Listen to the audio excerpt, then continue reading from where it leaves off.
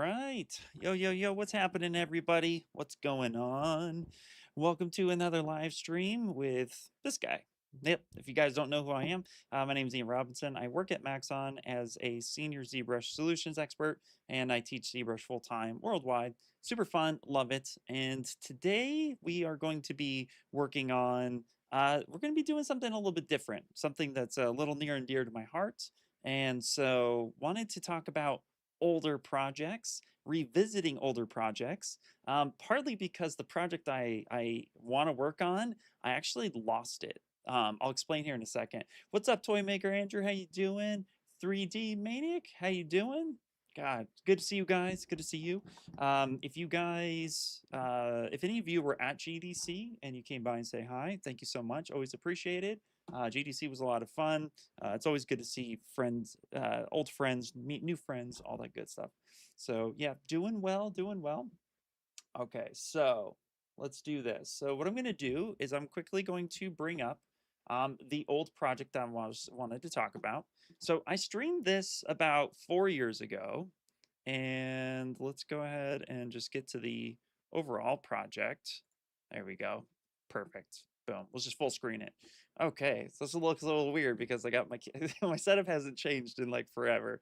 I got my keyboard and stuff like that. So this is actually an old project I did where I'm a huge fan of this old game called Conker's Bad for a Day, and essentially I made this project with the intent of showing it in a 3D like VR gallery, and it was kind of the idea. And then, long story short, I think, let's see if I can find it real quick. Let's go to Instagram, IR Sculpts. Let's see. And basically, okay, cool. Let's see if I could pull up my channel real quick because I then had done a Redshift render with this guy a little while ago. Wants me to log in. All right, whatever. Anyway, well, I'm not going to do that. Long story short, this project was cool, but I lost all the files and it sucked. I was like really bummed about that. So instead of like panicking or freaking out about it, I thought, how would I do this project today? Now that it's been like 4+ years of me doing this, how would I redo this project? And that's kind of the goal of it. So sometimes it's fun to revisit old stuff. So that's kind of the idea. So what we're going to do is I'm going to throw some tunes on, more for me than you guys, because we try to keep it low. We don't want to interrupt. But there's a chance you're going to hear the tunes. And if you hear the tunes, cool. If you don't, no big deal. I wish you could visit GDC. Yeah, GDC is a lot of fun. If you're in the game world or you're trying to get into the video game world, GDC is perfect for that. Like that's kind of the idea behind it. It's one of the more like I don't want to say the word expensive. It's a little bit more pricier, but you get so much out of it. You get to meet clients, you get to talk to so many new friends and fam. It's so cool. So it's worth it if you can attend, or if you're in the area. I'd sometimes just recommend just stopping by, even if you don't have a ticket, because there's so many people always going in and out of the venues, like because there's a lot of like outside areas. So you can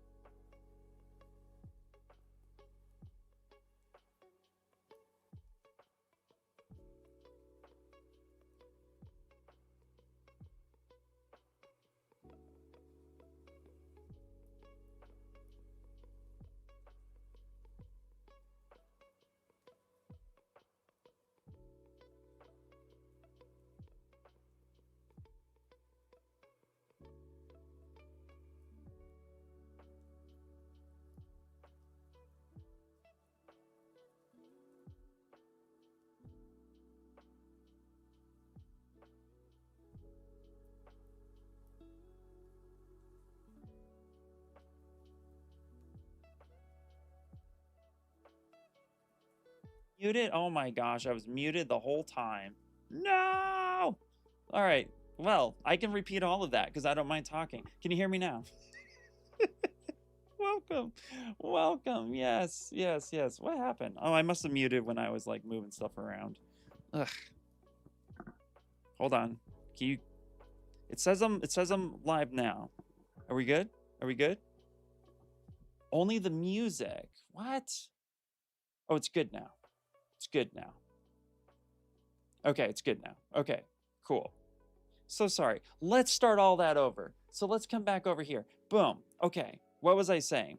I was saying I'm going to be avoiding looking at old like other artist reference. Like a lot of times there's going to be reference where you want to take a look at other artists' work and their interpretations of the creature or of the thing that you're going to do, and I avoid that. I'm only going to be using reference from the game itself, which came out in 2001, so very low quality, but ultimately that's what we're going to be looking at. So we're only going to look at old reference. Now you can kind of see based on this frame here how I actually pulled inspiration from this guy here.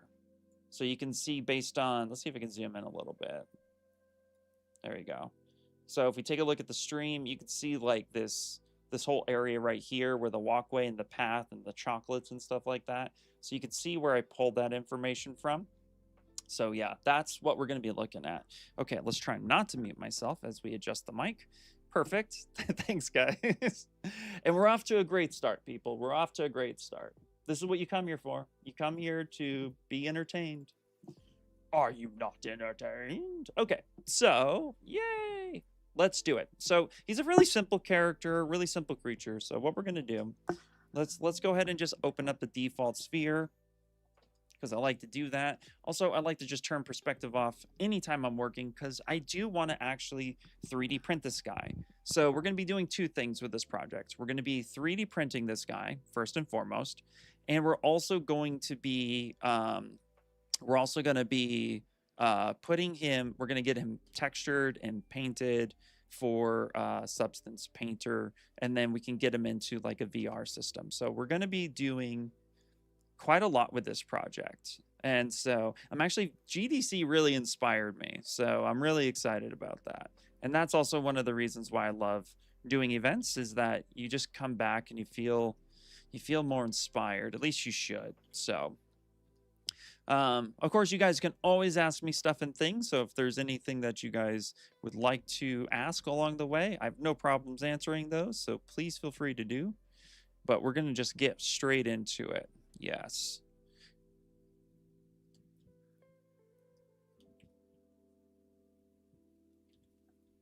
All right, so we're going to start by literally just carving a giant mouth into this guy.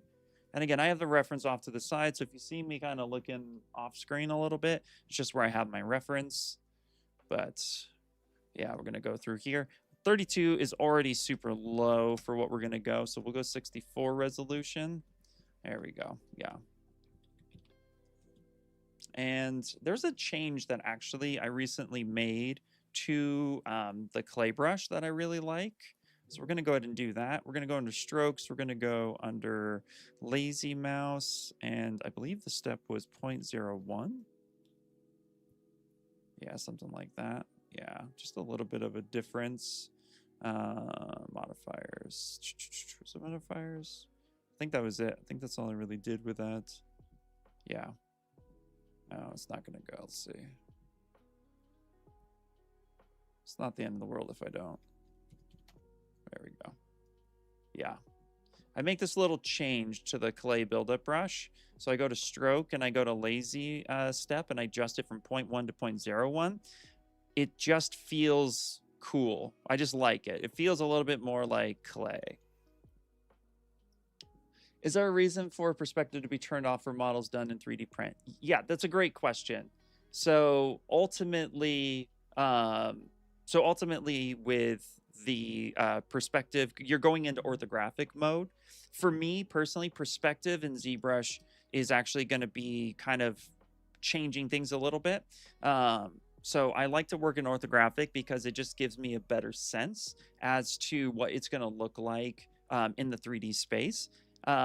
Or what you can do, the other thing you can do, and it's more of a preference than anything else. It's just I've noticed I have more control over it because I get to see true height and I get to see true width. Where perspective, when you zoom in and out, like if I turn perspective on and I zoom in, it's going to kind of balloon a little bit, right? So being in orthographic mode gives me a sense of what it should be like true height, and I can literally see it straight on. So it's just a better result. Ultimately, when I go into perspective mode, I usually turn on to 85 millimeter.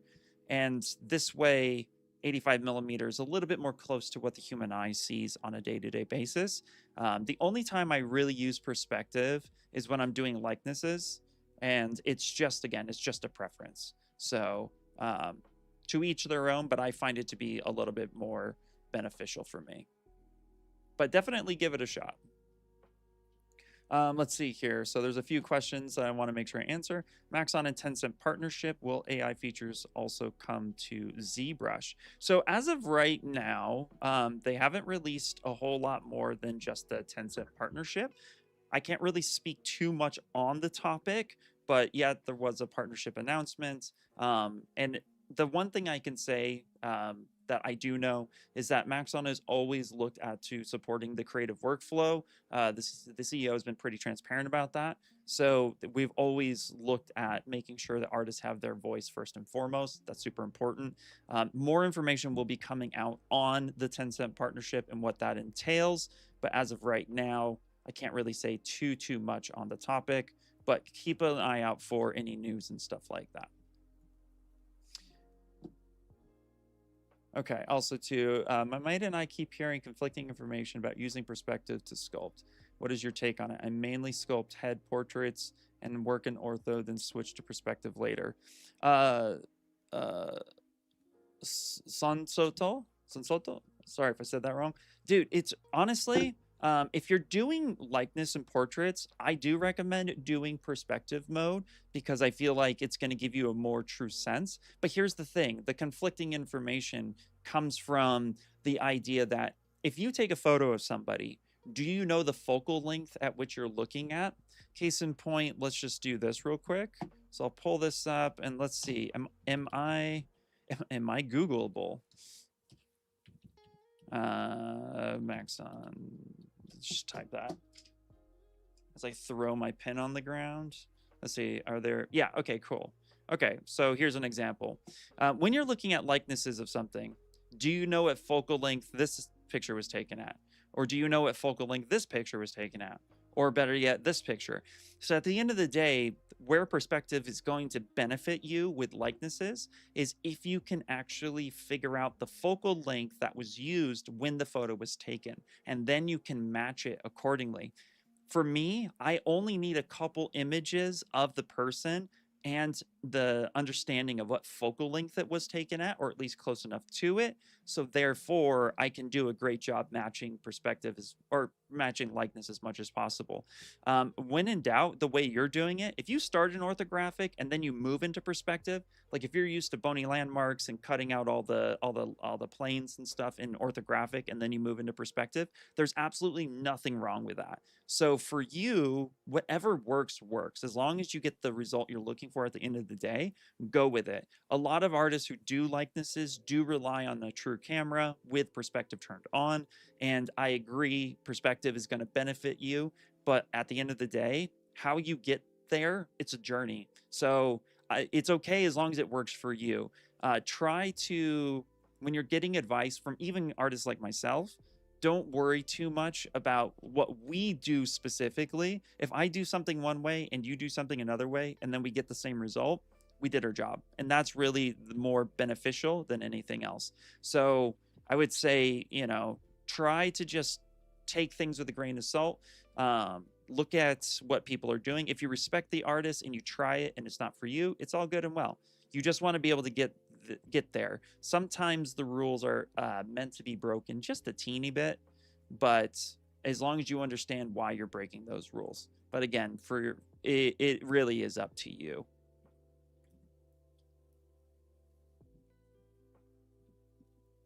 All right.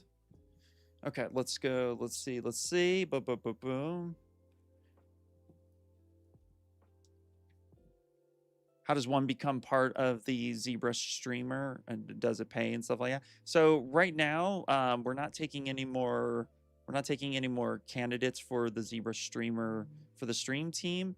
But typically, people would just have to apply, look at the get a your portfolio and all that other stuff, and then talk to the ZBrush team. But at the moment, we're not looking for adding new people at the moment, but we'll have more info later. We need to just get an arm in here is what needs to happen. What's crazy is his arms are actually, if we go here real quick, check this out. His arms are like just above his mouth. So this is the game art. This is actually from, so this is from the N64. This one right here is from the N64. And then this one is actually, most people don't know this, but Xbox had bought Rareware, and then they did a Conker Live and Reloaded, and they up-res the game a little bit. This one is from the Xbox version. So I do look at this one quite a bit, just to see a little bit more of that 3D stuff, which is pretty cool.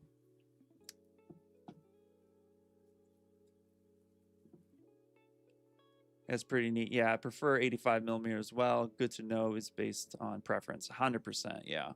Have you ever modeled an exhibition stall? Because I got a new job as an exhibition stall monitor in Mumbai. I have not. No, I before my time at Maxon, I was actually working at Funko. And before Funko, I was actually working as a freelancer, doing odd jobs like for Blink 182 and for Coach.com as my big yes moments. But I never done a exhibition stall. That sounds like it could be a lot of fun.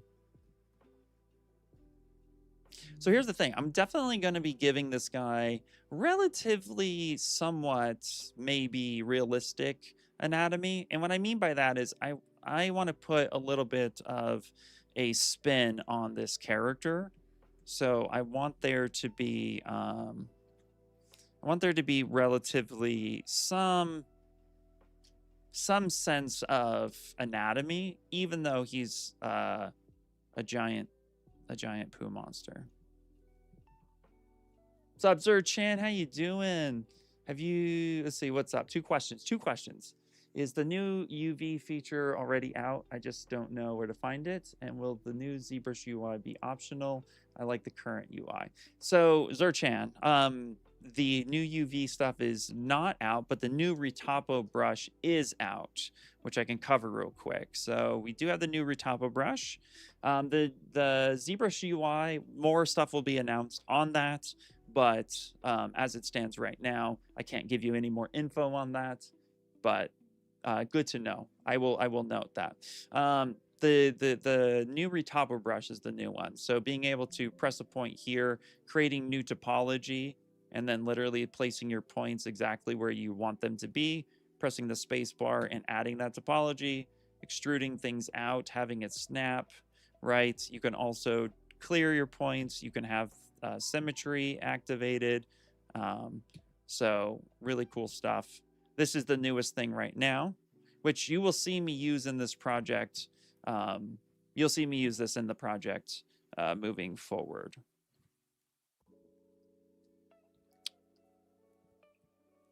Okay.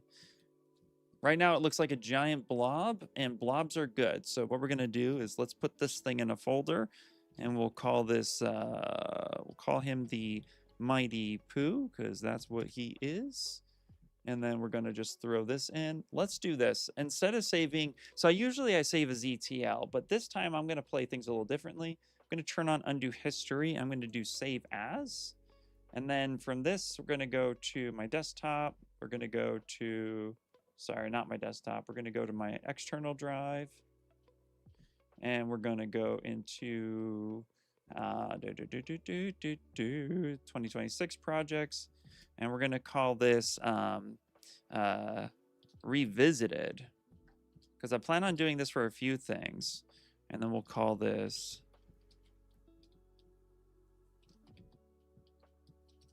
yes.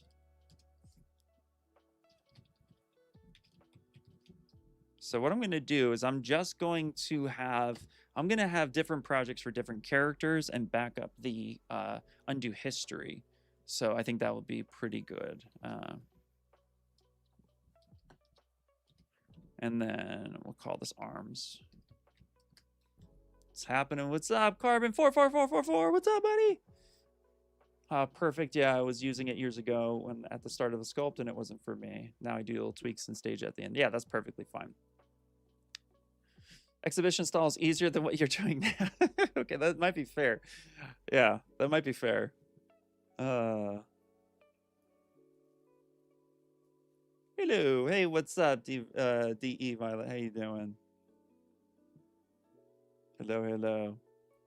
Yeah, I love you guys too. You guys are awesome. All right, cool. So now we're gonna go ahead and let's get an arm going, or hand going here rather.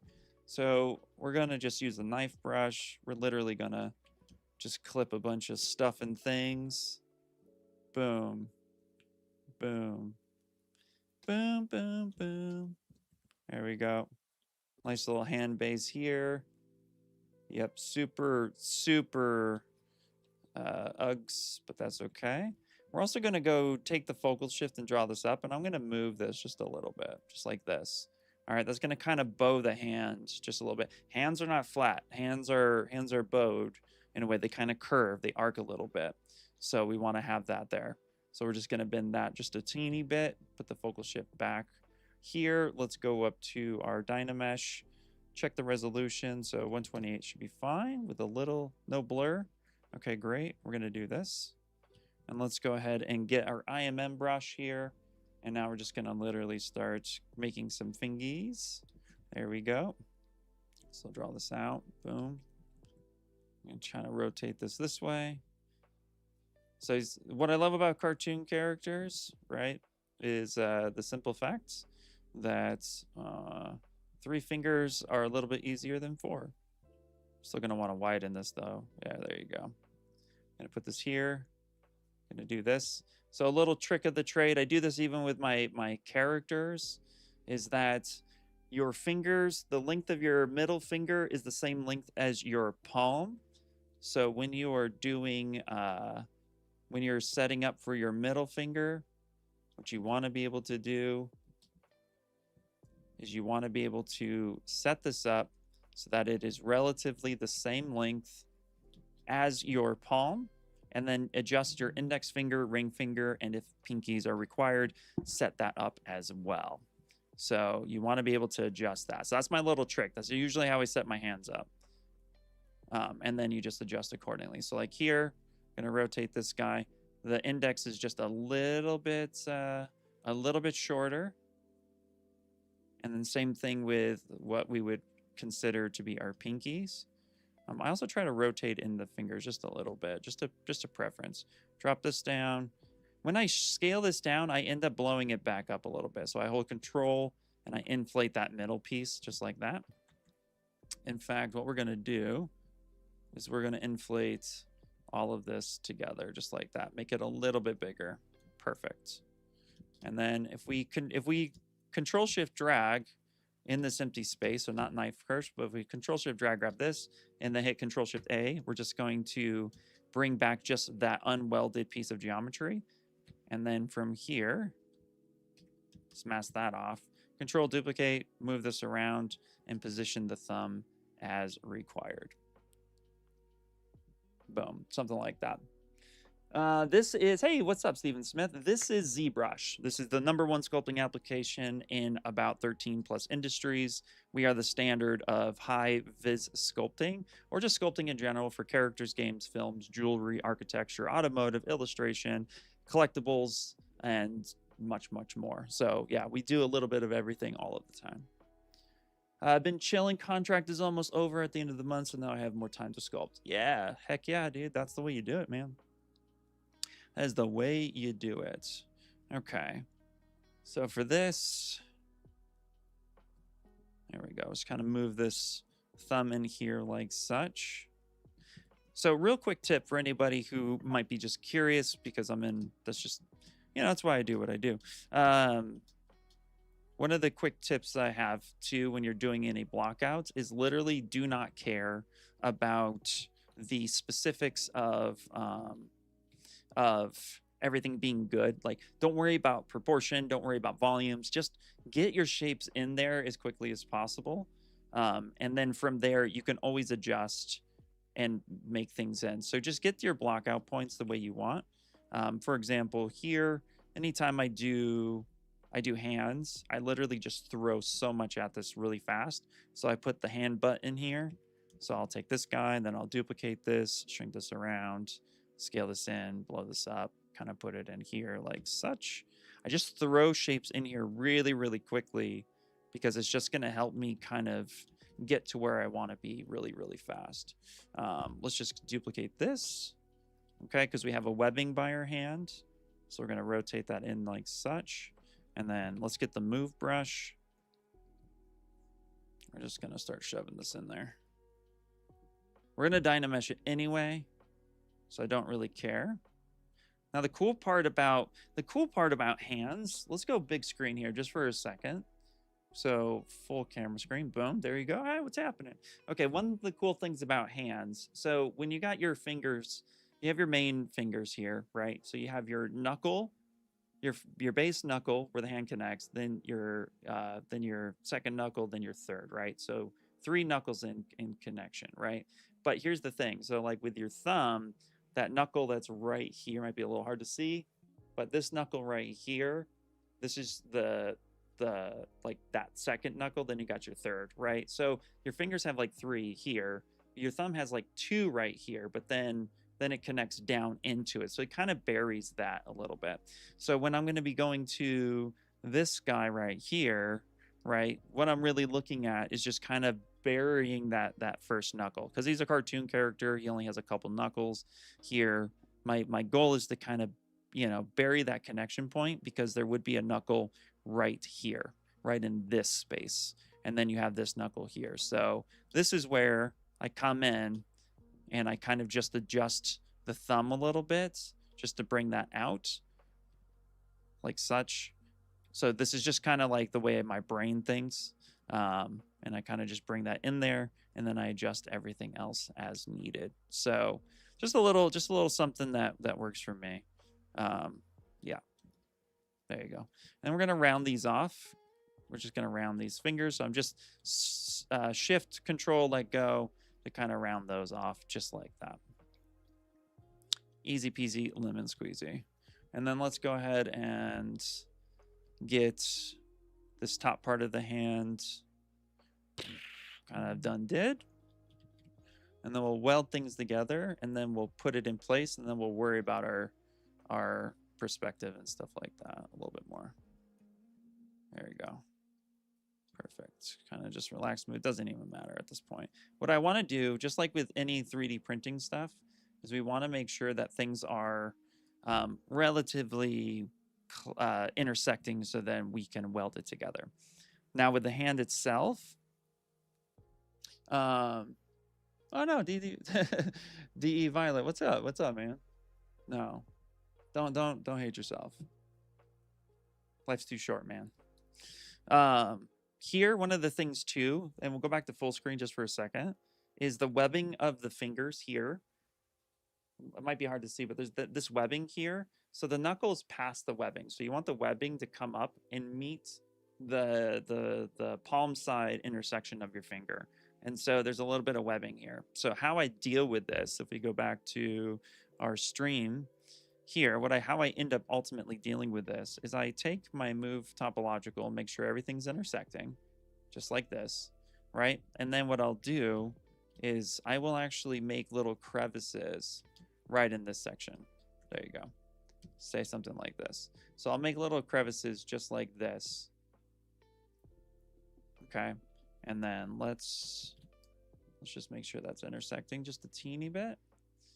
It'll be a lot easier when we weld things together, but I have this part here doing this thing. So when we Dynamesh this all together and it looks like a giant mess, we're gonna just smooth stuff down.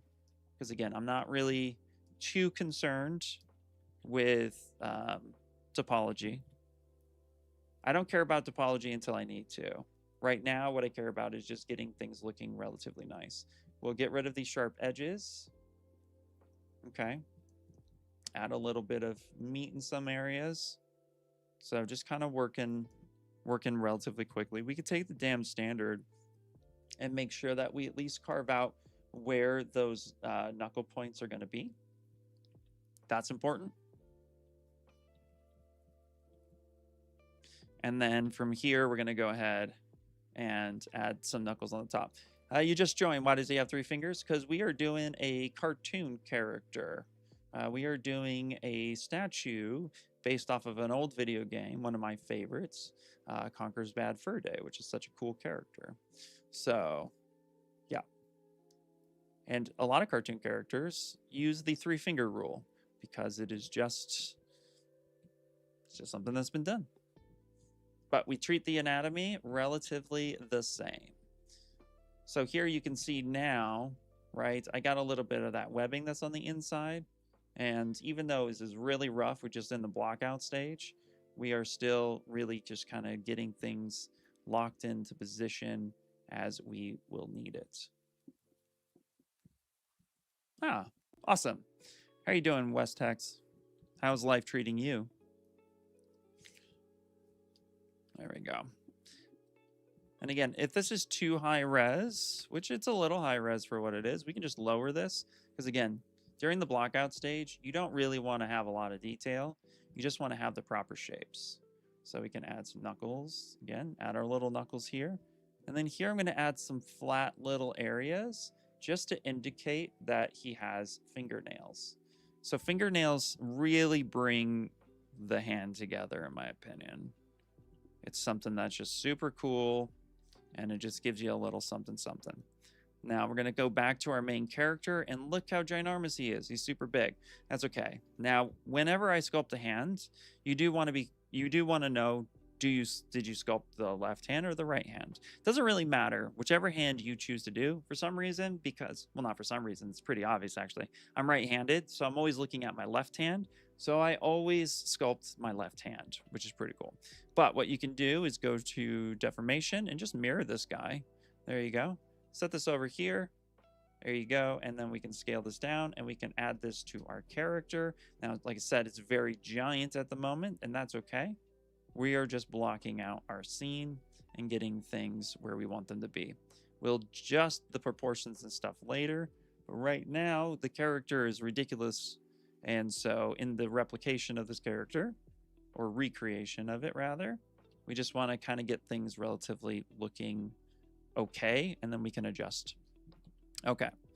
Not bad. Just came home from a 9 to 5 to just learn ZBrush. So I just learned ZBrush. Nice, man. Nice. Well, if you have any questions, please let me know. That's what I do. All right. Let's go ahead and get the move. I'm just going to tweak this just a little bit.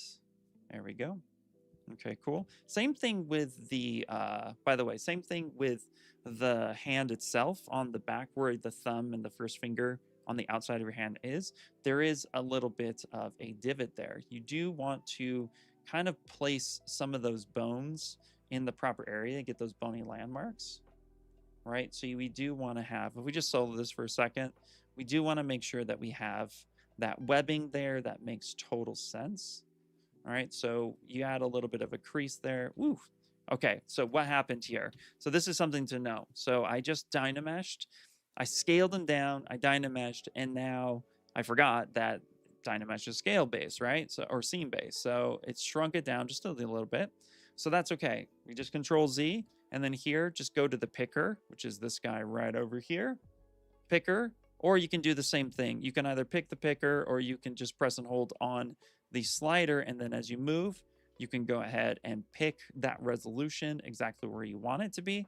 And so now it's recommending that this now, based on the scene and how I scaled down the model, it went from being 64 resolution to 256, which is totally fine. So now when I redo this, boom, my hand is good. So you don't have to guess anymore. The picker is really, really helpful, and that will help you adjust those shapes. Boy Z, how you doing? How you doing? Hello, hello, frog hands. Yeah, we're not doing a frog this time. Not this time, but That will be a future project for sure. Okay. Also, too, something to note about knuckles. Now, in my hands are beaten and bruised over the years, but one of the things to kind of to look at with the knuckles might be a little hard to see. Yeah, it might be a little hard to see, but where the knuckle is, the finger gets wider, just a little bit. So it gets a little skinny, then a little wider, then a little skinny. And we are doing cartoon hands and stuff like that, so we don't have to get too crazy. But if you do want to add just a little bit of extra realism to your models, right, where the knuckles are, widen them just a little bit in that intersection. Just give them a little bit of width right there. And the way I do that is where this line is, I'm just literally coming down from the backside and just adding that little bit of width. So this is something that you can do. It just brings a little something to your model. Then you rebuild that and you can reshape. And so just having those knuckles just a little wider will also just give you a little extra of that magic. So I tend to do that more so with my models now, but you know, to each their own. Depends on the concept too. You know, if you're working on a concept that doesn't have that kind of thing, that's totally fine. Okay, so these are, you know, it's relatively okay. These hands are fine. They are blocked out, and let's go ahead and continue blocking out the character. We will get things cleaned up sooner rather than later. Now, one of the things I'm going to do is go to mirror and weld. So geometry, modify topology, mirror and weld. Mirror and weld not only the arms, but also the hand. That way, I'm just in somewhat of a relative T-pose. And then here, we're going to go ahead and we're going to turn on our pizza box and select these guys here. And we're going to move things up and just a little bit. We can move it down more into an A pose. There we go. And that should be fine. And now we're working in symmetry. And so now we're just going to go ahead and give him some shoulders. And then we need to get some eyes in there and so forth. Let's go to Dynamesh. Again, we'll pick that resolution. It says 56, so 64 should be fine. It's a little low for my taste, actually. So let's do 128. That's fine. There we go. Let's go ahead and give him a little bit of an elbow. So that makes sense. And now we can work on the eyes and the teeth and get things going. Damn, still noob about learning ZBrush. That's all right. That's why we're here, man. That's why I have a question, but it isn't technical. That's totally fine. Let's see. It's a bit weird, but as an artist, I struggle to start without references. I usually copy others and tweak it, but it doesn't feel original. How do I get past that? All right, Wes, that's a great question. And here's how I deal with it. First off, you're still learning ZBrush. And because you're still learning ZBrush, you're also still learning how to find your style from the sounds of it, which is okay. Everybody has a unique style that comes out over time. But your style is based on a few things.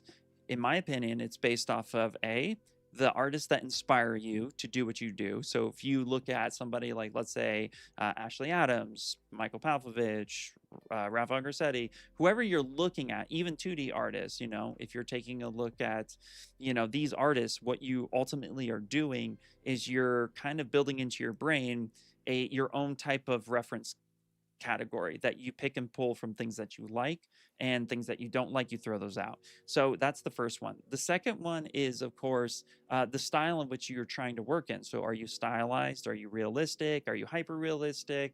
Like whatever style you're going for, ultimately you're going to gravitate towards something, and then that something is going to help. And then you're going to put your own flavor and spin on this. Here's the thing, though. I always look at reference. When in doubt, reference is your friend. But don't rely on the reference being the ultimate end-all, be-all. The only time reference is king is when you're given a job to recreate a character that was created from a concept. And then you have to take that concept and move it into the 3D space and then create it. And then concept is king. But for everything else, especially your own work, look at reference. There's nothing wrong with that. But try to make sure that you're not copying the reference 100%. It's more guiding you than instructing you. And so if you take a look at it from that perspective, you might find that it's a little bit easier and you're a little bit guilt-free on how you deal with reference. At the end of the day, it's really rare to come up with a quote an original idea. Everything these days seems to be based off of everything else. Like even when I thought, oh man, I had an original idea, found out somebody else did it. Somebody else did it already. So for me, it's more about like just make sure that you're honoring yourself by looking at the reference as guidelines. And hopefully that helps a little bit. That is what I do. And when I'm stuck on things, whether it be anatomy, whether it be things like this, where I'm making a giant, like, kind of poop monster, ultimately, again, you're just looking at the reference, but then you're trying to make it your own. And that's actually the topic of today. Because for those who are just joining, we are revisiting an older project. And the older project that we're revisiting is something I did about 4 years ago. And it's literally this Conker's Bad Fur Day fan art where I made the statue of this character and I created this diorama of this scene. And this was kind of the idea behind it.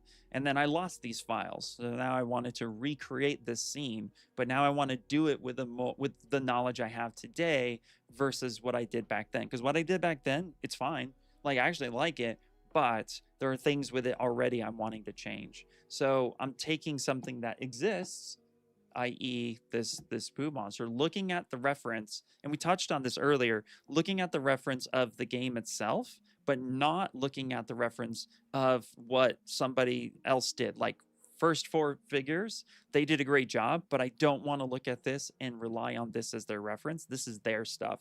I want, and I'm not even looking at my old stuff. I'm going back to the source of the concept, looking at this, and now I'm going to recreate this type of scene, maybe make it a little different, but I'm recreating the scene based on how I would do it today.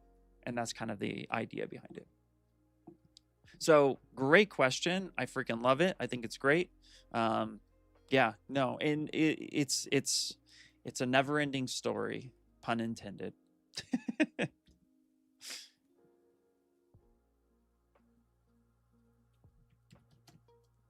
Hey, what's up, Eduardo? How you doing? Ian, you have your own Twitch channel? I do have my own Twitch channel, yes. I did a couple test streams over the last holiday. And what I need to do is create a schedule now and continue doing that. I miss it. I really miss. So if you just go to Twitch and just type in IR_sculpts. So here, I'll send it to you. Yeah, so let's see, IR sculpts Twitch. I'll just give you the link. Meow. There you go. It needs to be updated just a teeny bit. It's very old. Let's see, does this one do it? Yeah, here you go. You can see some of the older projects, but please feel free. Yeah, if you send a follow. I'm planning on coming back to this very soon. I was live 4 months ago. And I really want to get back into this. I may even do some traditional maquette sculpting. I've been wanting to get more into that a bit. So maybe I take some of the things I've done digitally and then make a like a traditional version of it. I don't know. We'll see. For sure we'll be ZBrush, but maybe I'll like kind of mix between the two. To be determined a little bit. Yeah, no, thank you. It's really cool. Yeah.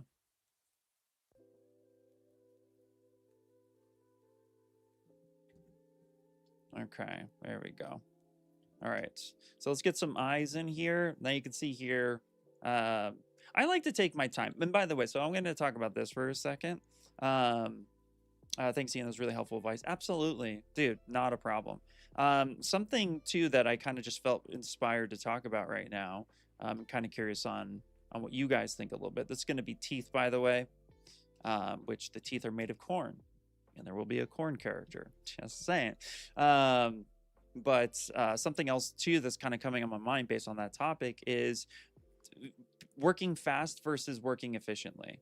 So one of the biggest techniques, or the biggest things I've always told or mentioned a lot, is that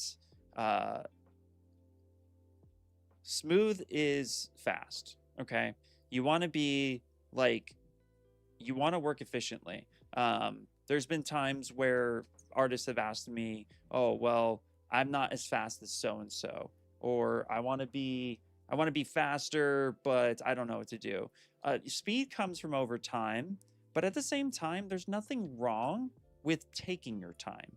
Okay, so for for me, like, there's a lot of times where I will judge myself and I will be like, "Ugh, I should be doing this faster. This character should have already been blocked out, blah, blah, blah, blah, blah." But here's the reality check.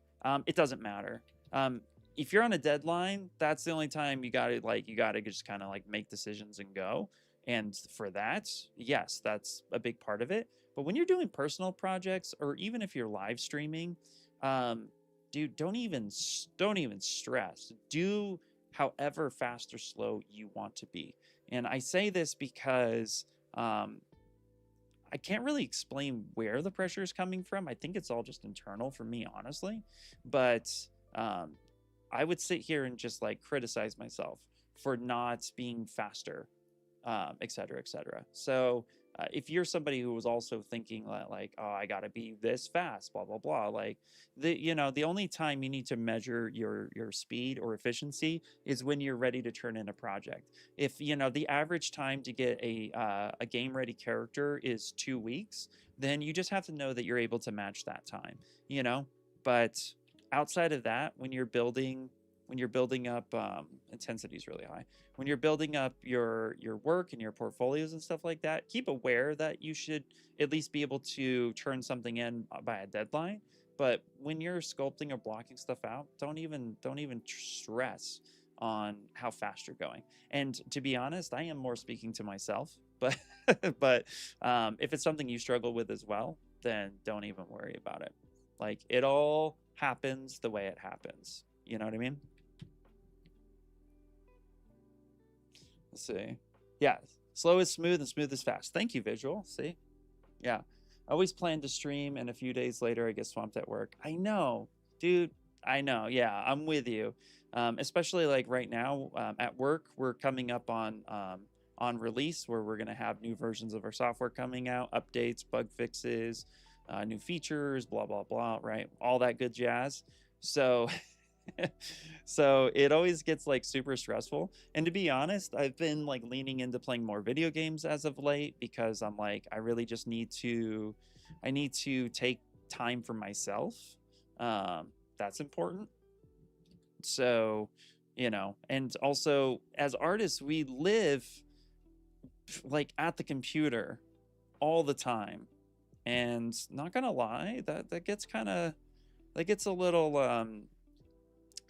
much sometimes. So needing to instead of just being at the computer all the time, needing to find time for myself, getting out from the computer, also going to the gym, like taking care of myself, health related wise, like all that's super important. So it's finding a balance, but I do miss streaming, and I've already set up my channel and stuff like that. So I think it's gonna be great. I just I need to start slow, maybe do it once a month, and then from there work it into my schedule a bit. We'll figure it out. We'll figure it out, guys. We always do. Okay, so here we go. So we got our first tooth, and he will be the base, by the way, of Corn, of Mr. Corn. So I don't know if that's his name, but we're gonna put him in a new folder and call this Mr. Corn. Okay, and we'll hide him for now. And let's go up and let's make sure we go to File and we go to Save.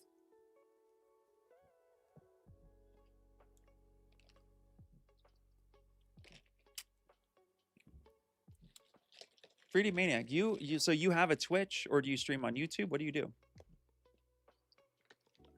My plan, by the way, will be to stream on Twitch primarily. That's the channel I have the most.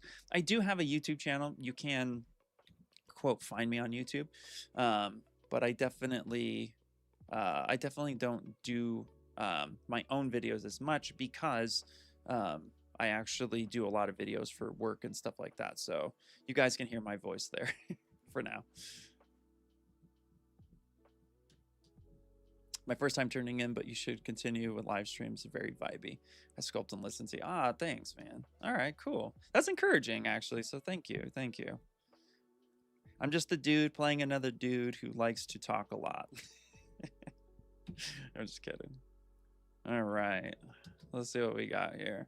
Okay, so in the game reference, here we go. We're going to pull the game reference back up. Speaking of reference and everything we should be doing. Okay, so looking at the game reference itself, he has 4 teeth on top and 4 on the bottom. Pretty simple, like really not complicated. He has also a massive gap. But here's the thing, like this is where I'm going to deviate a little bit from it. He might have an overbite or something. I can't remember. What does his mouth look like when it's closed? Ah, that's what it is. Yeah, he has a bit of an overbite.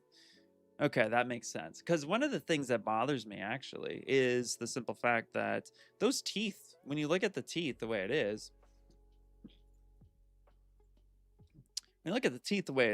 like those teeth would like run into each other. Nah, I get it. It's sweet corn. But nonetheless, like that's how it is in the game. So maybe what we'll do is we'll add our own little flair to it. Maybe we'll like offset them a little bit so they don't run into each other. But either way. And we will angle these because again, his mouth is angled. And then we're going to control, drag, duplicate. Move this down like this. There we go. Say something like that. Now the easiest way, of course, we're going to call this top teeth. So we're going to go rename and we're going to call this top teeth. Or just to keep things in order of operation, teeth top. Boop. Perfect. I'm just going to Control Shift D duplicate, which will be which will just literally be the same teeth in the same position. Just going to rotate that around 180 degrees. And now we're going to find where that lower mouth is going to be. Because remember, we haven't really found that position yet. So he has an overbite, so we're going to do that. And then we're going to rename these teeth bottom. There we go. And now we can come through here. Yeah, let's take the move brush. And then let's just go ahead and start pulling his mouth up like this. And we'll use the teeth as guides, but now we do have to. So let's do this. We're going to go ahead and Control Shift, not clip. Grab this guy here. Grab this guy. I'm just going to change the polygroups for a second. That way we can move these down and turn symmetry on, move these down and out just a bit. So this is where maybe I'm going to make a small little adjustment. I'm not going to line them up 100%. Maybe I'm just going to move them off to the side just so they don't run into each other, which to me makes more sense. Again, like, we'll still honor the character. But we're just going to have these off just a little bit. That's too much of a gap. Let's come back over here. Here we go. Yeah, maybe we leave it. See, this is the cool part. Cool part is we'll play around and we'll figure it out. Okay. I had to stop due to health issues. Full-time job plus content creation is way too much stress. Would never recommend. Yeah, it can be. Absolutely. It absolutely can be. Life as a modern day digital artist, definitely there's a lot of pressure to perform. So I 100% understand what you're talking about. And you have to take care of yourself first and foremost. It's actually why I took a break for a long time. I've been pretty open and transparent about suffering from depression and talking it through because it's ultimately it's a real thing. Burnout happens. Everybody feels like, there's a lot of pressure going on. And depending on where you are in the world, there could be more pressure than not. So it just depends on what's going on, So I get it, man. So you got to take care of yourself. And actually, if nobody's told you this, I'm proud of you for taking that step and recognizing that it's a lot of work and that you just need to take care of your health. So good job doing that. Seriously. That's huge, man. So shout out to you, brother. Am I using a mouse or a pen? So I'm actually using Sense Labs 24 display pen. So I actually am using a pen tablet. I recommend with sculpting a pen tablet because It absolutely, we have pen pressure sensitivity, over 8,000 points of pen pressure sensitivity, which most modern tablets meet that easily. But what I would say is, you know, if you're on a budget, don't worry about getting the latest and greatest.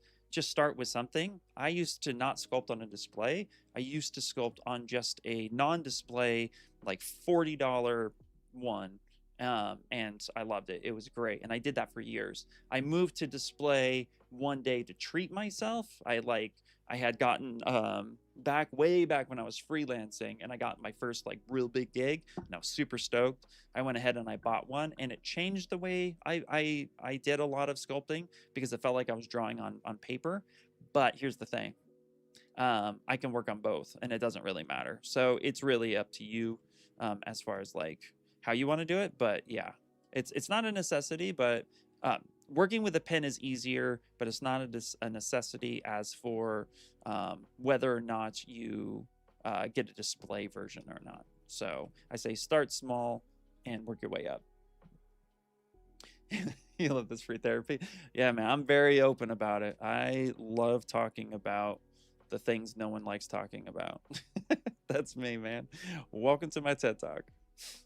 Yeah. But content creation in games specifically is like doing two different full-time jobs. Thinking of content, playing the game, finding lineups, etc. I know. Oh my gosh, dude, 100%. Yeah. It's unique too, from my perspective, since I mainly teach all these industries. Like my job is to be up to date with all of the industry's current workflows. And let's work in his mouth, by the way. So the work in his mouth, guys, we just gonna do this. Boom. Let's just get back in there. Because my job requires me to be up to date with every industry's workflow and standards and stuff like that. Yeah, I have to like constantly be learning new things, which I love. I am a big advocate of learning. I think it's one of the things that keeps us young is continual learning. But whatchamacallit? But yeah, the pressure to make sure that you're up to date with everything, that you know what's going on. When I walk in a room and I have to look at a game studio, then I go to a film studio, then I go to a toy studio, then I talk to jewelry artists, then I talk to automotive artists. Like sometimes I'm like, God, I hope my information's correct. I hope I'm up to date on it because so the pressure of that could be kind of crazy. And then I have to know everything that's going on in like in the AI world. I need to know what's happening there because you know, we're facing you very unique times, as they will say, with everything that's happening there. Okay, real quick, I'm going to talk about this. Yes, look at this. This is a fun little thing. Sometimes when you control duplicate things in ZBrush and you start moving stuff around, you might end up with this. And you might be thinking, well, I could just do local sim. Nope, that's not going to work. Dynamic local sim. No, that's just that may or may not work. So here's the thing. Here's the trick with that. The trick to actually work with this is just actually come over here to geometry, modify topology, and just mirror and weld that. When you hit mirror and weld, now it's going to go ahead and recreate that. And the reason why is because when we did our duplicates and then we copied on over, it just recognized it as different objects and it's not associated to that axis on the symmetry side. So if in doubt you ever get this, just go ahead and just mirror and weld it real quick, and then you're back to true symmetry, which is totally fine. Easy peasy lemon squeezy. Yeah. You know what's crazy, guys? You know what's crazy? I'm gonna be really. Can I be real with you guys for like a second? Like, well, I've been real this whole time, but let me be more real with you. Actually, I think we need to embrace weird. Okay, I'm gonna pull full screen here for a second. I'm gonna show you guys something super cool. Because this happened to me at GDC, and I'm beyond honored by it, and I just want to take a second to thank Mamaki's prints and all this other stuff for this. But something really unique happened, and it like turned a light switch on. So hold on one second.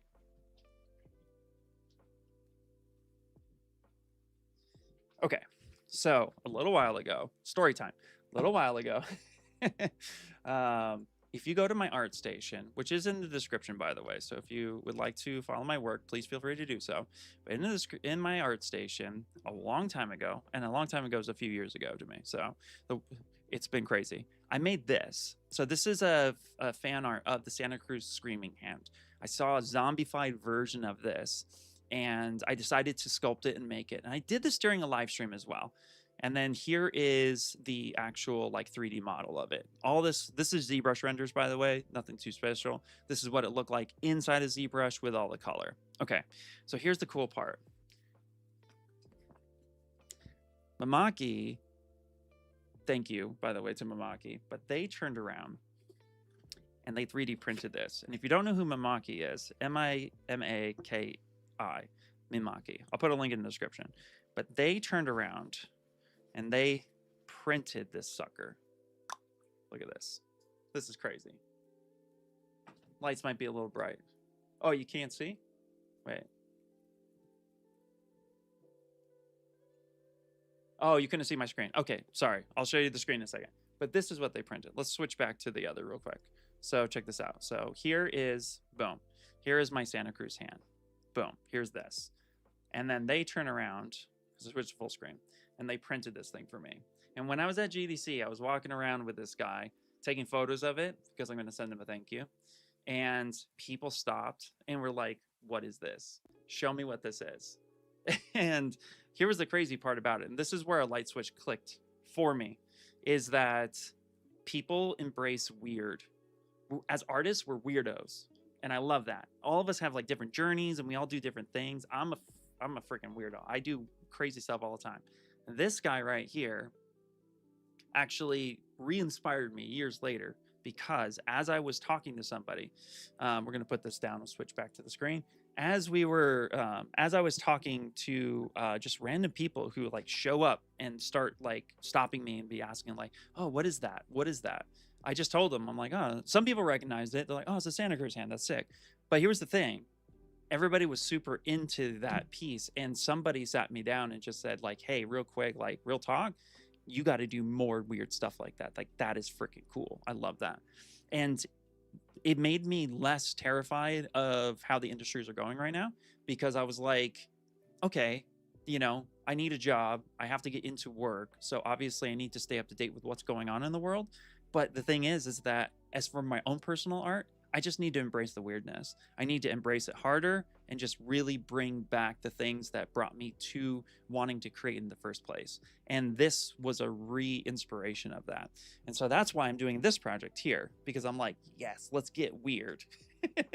So yeah, super cool. Oh, you saw it on the Insta story? Yeah. It was so cool. So that's the thing. So I'm definitely going to be embracing the weirdness more, and you guys are gonna see it. So so buckle up.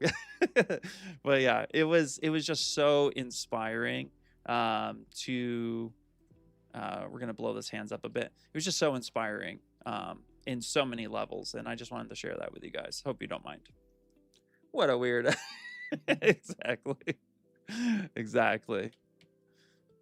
You're here for it now. Yeah. Anyway, yeah, I thought it was super cool. So anyway, I just wanted to share that with you, but that's where I'm going to be going with a lot of my art is, and I think I want to do a few projects where like I take like modern objects and put like mouths and stuff on them and do weird stuff. Like how cool would it be to like see like, you know, like a mug with a giant mouth coming out of it and stuff like that. I don't know, like I have some ideas I want to do, but, one of the things I've always embraced is just sculpting what I love, including, you know, fan art. So we're going to do more. We're going to do more. But yeah, anyway. Thanks for letting me chat with you guys. Yeah. Weird isn't boring. Normal can be. 100%. Absolutely love that. The Screaming Hand and the Krabby Patty with SpongeBob projects is another one of those awesome projects. Yes. Oh my gosh, dude. Me and Patrick 4D. If you guys don't know who Patrick 4D is, he's a great buddy of mine. He's super awesome. Just shout out to him because he's such a cool guy. If you guys don't know who he is, definitely check out his work because he's just an amazing dude, a super humble person. and he streams here from time to time. Check him out too, but great friend of mine. And yeah, we ended up doing, he, I don't want to, I don't want to, I don't want to. Okay, whatever. Anyway, he's done a lot of cool stuff. And we've done a few collabs, and that was super fun. I love collaborating too, by the way. Collaborating with fellow artists is even more therapy for my soul. Okay. All right. Yes, like mimics, exactly. Make more mimic. 100%. That's what we need to do. Would you ever create a community where you can do art reviews, tips, and stuff on stream? Okay, so fun fact, actually, Wes, great question. Fun fact, I actually do have a Discord. I apologize to my Discord community though, because I have been going through some very deep stuff in life, and I announced that I was very inactive for a long time. But I actually have a Discord where amazing artists are there, and they help each other out all the time. And if you would like, you can still join that today. So here, it's still there. I pop in from time to time. But if you go here, and I will get more back into this as well. I'm just going to go ahead and copy this link. Boom, there it is. But feel free to join, say hi, tag me, and yeah. And then what I used to do is I absolutely used to do portfolio reviews and stuff like that during my streams. So maybe I'll do some of that too. We'll get back into doing more of that as well. But absolutely, you can always just message me. And if you have any questions and stuff like that, we'd be more than happy to help where I can.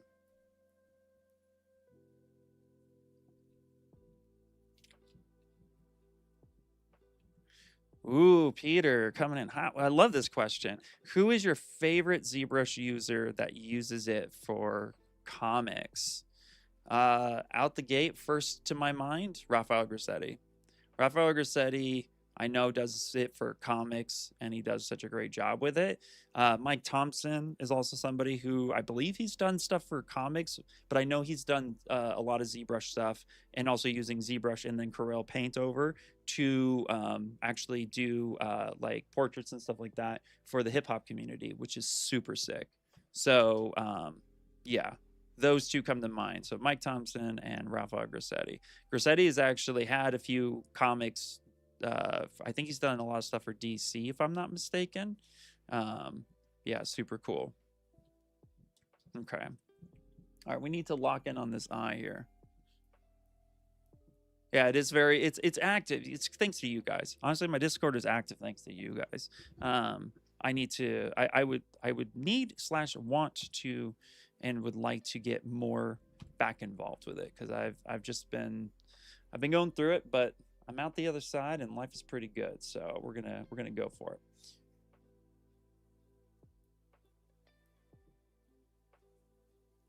Steve Lord and Simon Lee are my faves. Yes. Oh my gosh, yeah. Dude, Steve Lord and Simon Lee are like gods, gods of the gods. I love them. They're awesome. They're also just amazingly humble people, and I love that. One day I will be taking Simon Lee's class. That's one of my future plans. I did get to take a sculpture class with John Brown from Noman a little while ago, but I've always wanted to take a Simon Lee class. So I've also done a little bit of training under Hammy, if you guys know Hammy Shaw.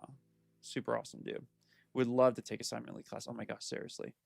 Mike has movie posters done too. Not sure if ZBrush was used. He might have used ZBrush for it. Yeah.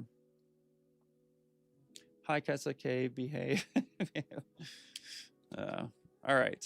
So we got our main block out here of this guy. Now let's take a look at the things that we need to change. So let's come back here. Let's go to, again, we're not going to look at this guy. Where is it? Did I close it down? Here we go. Okay.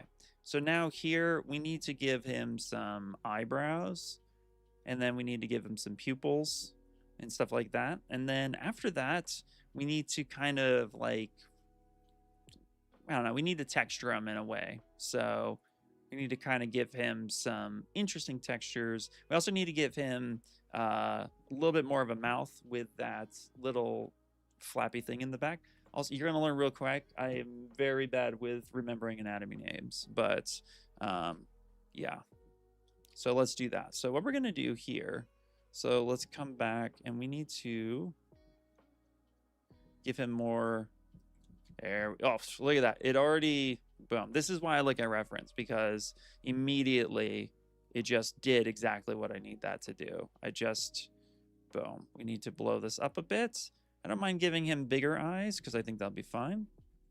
And then let's get our brush back. And then we're going to go ahead and just give him little eyelids. There we go. Okay.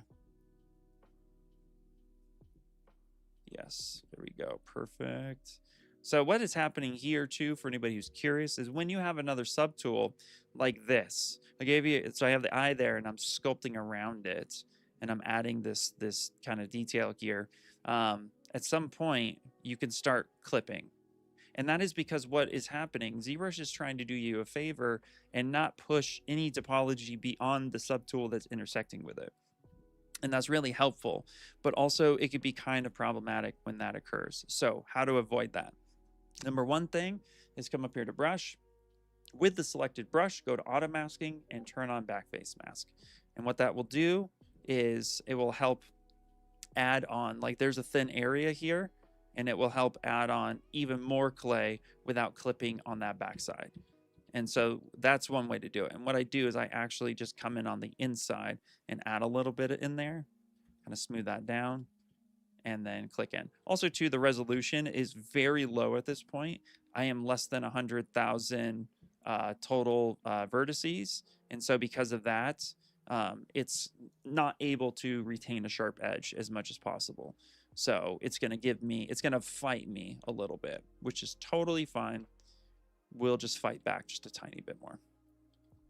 There we go. Okay. Boop, boop, boop. And let's go ahead. All right, that should be fine. That's already looking, I'm already liking where this is going. Now, because he has a overbite, we're going to go ahead and keep the teeth as they are. What we're going to do is just re-angle them a bit. So we're going to go auto groups. We're going to go back to our mirror and weld so that the groups are the same. And then here, we're just going to go ahead and Control Shift, mask off certain points. I'm just going to kind of angle these a little bit more so they're just a little bit more weird. There we go. Reverse that, move that in. Now, for masking things off quickly, by the way, what you can do is just hold Control and tap a poly group that's different than the other. And then that's going to go ahead and just keep masking off. And whatever vertex you touch, that's where the gizmo is going to then work off of that normal. So you just want to make sure that you just Control tap where you want that to be. If you need to center it, just hold Alt and recenter, and then you can position that more the way you would like.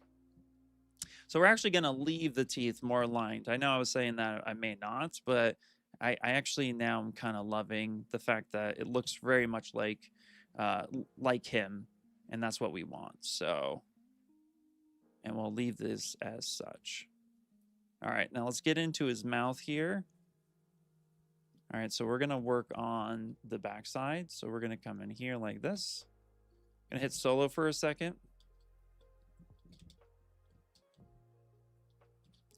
And we're going to flip this around so we can work just on the inside of his mouth. And we're going to go ahead and just bring this this little tongue, not the tongue thing, whatever that thing is in the back. Whatever we're calling that thing, that's what that is. Okay. Just going to add it like that, and then we're going to clear that. We're just going to build on top of it. And then we're going to go ahead and get more of that mouth opening. Mouth bag is what we're going to go for here. Now, I will be using more paint and stuff like that to... I'll use like true black in the painting to make it look infinitely deep. That's the only time you should be using true black. The only time you should use true black is to make things look infinitely deep And that would be either A, in the pupil of the eye, or B, when you're going into a mouth bag. And then if you make a true black, it'll look like it's infinitely depth, which is great. And then you fade that out to a gray. But for shadows and stuff, you never use true black, just like you never use true white, because then you want true white and true black to be your ultimate clipping point, as in that's super bright or that's super dark. And that's why you avoid that. So when you're doing like a mouth bag or something, I'm going to kind of plan the middle of that to be more of that true black. But that's just kind of that's my true black talk. It's my true color talk. There we go. Something like that. There we go. Yeah, there, he's looking good. Evolva. Uvolva. Perfect. Yes, thank you. That. Perfect. I swear I'm tongue-tied in my life. Thank you. Uvolva. Evola. Evola. Yeah? Okay, I'm probably butchering it, but thank you. This is why you guys come here. You watch me fumble. All right. There we go. And then here too, you see a little bit of this clipping back there. Let's just go ahead and smooth that down. And then not N, we're going to go BCB, and let's just go ahead and add a little bit. Yes, yes, there we go. Now this will be fun to retopo, but that's the thing. We will move into a retopo phase. It's only 11:20, perfect. Not gonna lie, guys, there's been times when I used to stream like last year, and like I'd be so panicked and like not doing the right blah blah blah. Like, I'm having so much fun today. I miss streaming like this. All right, perfect. Perfect. Boom, there we go.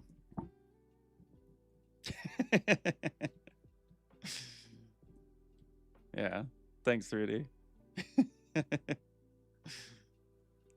Okay, cool. Now,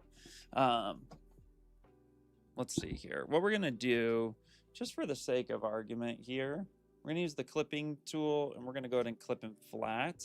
Now here's something that's really cool. So actually real fast, before we do that, let's just go ahead and I'm gonna show you guys something that's really neat. I use it all the time and I like it. So here we're just kind of cleaning his back up just a little bit, just because it was too rounded. All right, so here I want to kind of flatten his, I want to flatten him but not shorten him. And so either way, I'm going to have to shorten them first. So I'm going to use the clip curve, and I'm going to flatten that. And see here, it's kind of now flat at this point. You also could use the knife brush if you would like, but I don't want to change the poly group. So I'm just going to clip this real fast. And then what I'm going to do here is I'm going to go to masking, and then I'm going to say mask change points. And that's going to go ahead and mask off that section right there. Invert that mask, and then I'm just going to bring this back out, just so it's a little bit clipped, but also still remaining a little bit flat. The other thing you can do too is by pressing a Control Shift and then press the space bar, right? It's going to open up a hidden menu. And this hidden menu will allow you to do things like be radius clip. You can unclip stuff. So I can unclip that if I wanted to. Control Z. I can even split the parts. But here's the thing. If I press the space bar first and then I go Control Shift, I get this menu with an intensity, and that Z intensity can be reduced. So I can reduce that Z intensity from 100 to, let's say, 45. And then when I do a clip, you'll see it's not a true clip. It clips, but it has a lower intensity. You could also just come up here to the top, but a lot of times we like to pull up this menu with the space bar. So it's just another way of going about doing that, but that's another way you can do that as well. Oh, yeah, and have you come across the DLSS5 meme circulating the internet? Boy, have I. Yes, I have. Yes, I have. Yeah. I am processing. I am processing.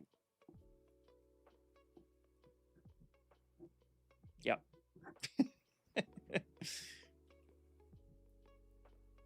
There you go.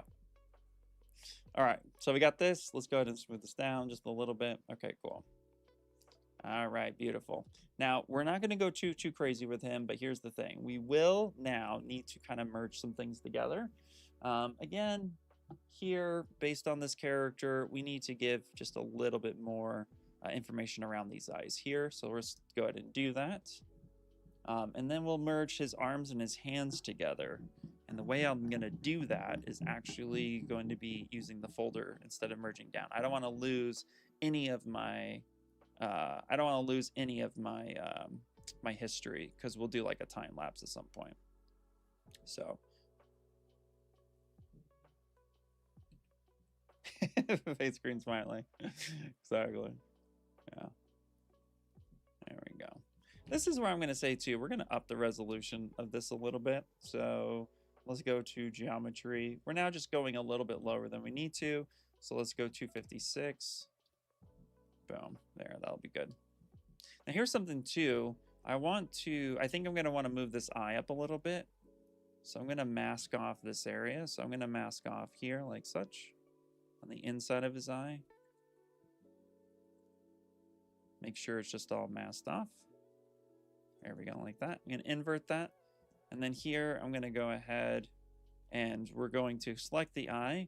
We're going to do Control Shift select with the pizza box just the body and the eye. And with that masked off point, we can raise that up just like that. And that gives me a little bit more effect that I want to go for. There we go.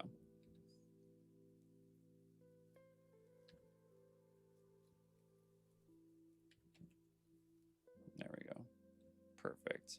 We can also come in here like this, rotate this around, kind of push this in just a little bit. And now with this masked area off here, let's go ahead and get a little bit of a bridge. Actually, we're going to reduce this mask just a bit right here. It's a little bit too much.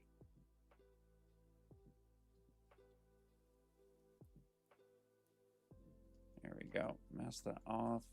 Turn that around. I'm going to push this in just a little bit. And then we're going to sculpt and give this a little bit of a ridge.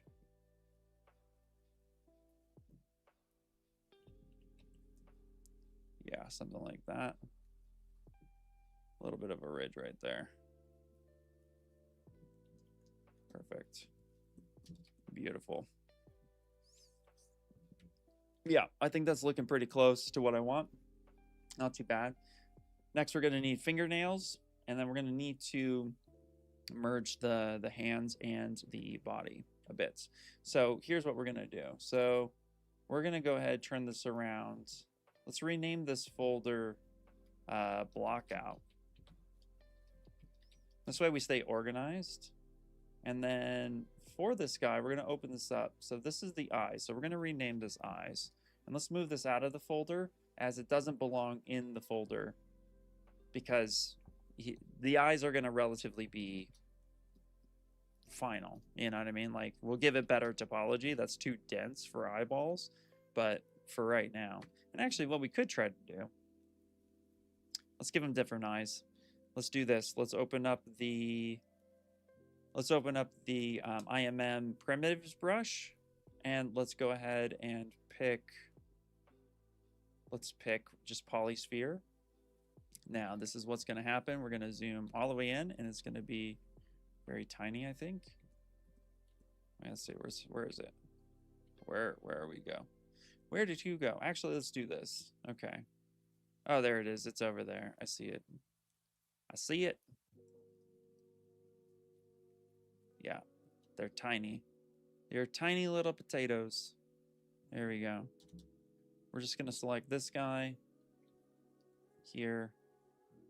There it is. There it is. Knew we'd find it. Let's go ahead and modify topology, delete hidden. So this is a little bit better topology for what we want. So when I smooth this down, it's going to be nice and smooth.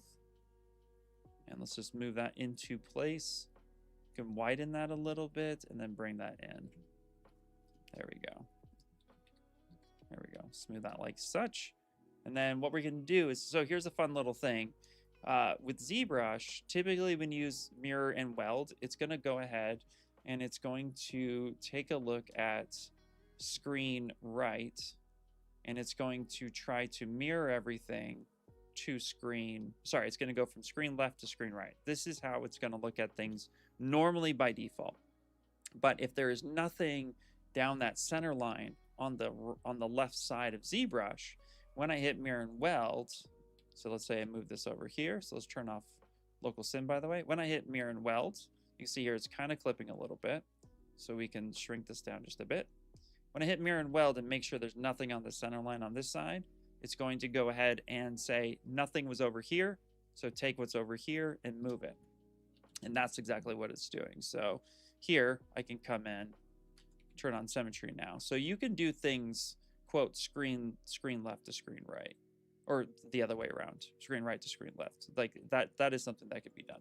So just a little tidbit. There you go. And then you can now scale this up as you need to. What I do want to do is avoid clipping one eye to another. I want them to be separate. Although you only really need to texture one eye. When we move in the substance painter, we will just need to texture just the one eye, but that's okay. So we can blow this up a bit. There we go. Just make sure it's fitting his head properly. And I'm not afraid, by the way, to rotate things around, and his eye can fit his body a little bit better. There we go. Yeah, see, that's already better. Perfect. And then that's our eye. And so what we're gonna do is we're gonna call this our Mighty Pooh cleanup. And we'll put it in the cleanup section, because then what we're gonna do now, boop, is we're gonna go ahead and actually real fast, should have done that before we streamed. Let's quit that. Okay. Whoopsies. Okay, so then from here we can go to the folder itself here, and we can merge this folder together, and then we can have this guy. Now we can move him down into this section here, and then what I'm going to do is, because he's not truly welded yet, we just merged him. We can go ahead and separate the teeth. Say something like that, and then let's go ahead and say split hidden, and then we'll call this teeth. There we go. And then this will be body. And now we can clean things up. Let's see here. Has there been a request for snap to surface feature in ZBrush using Gizmo or transpose tool to move the object? Request for snap to surface. What do you mean specifically?